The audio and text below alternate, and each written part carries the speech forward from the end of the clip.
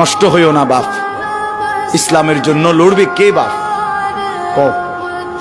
মুরব্বীরা তো চলে যাবে বাপ।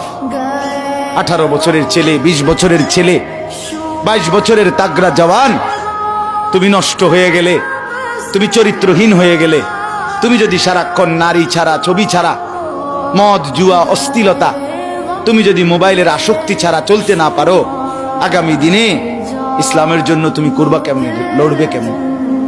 আগামী প্রজন্ম তোমার হাতে নিরাপদ দিন পাবে কেমন? বেঁচে থাকার নিরাপত্তা মিলবে না।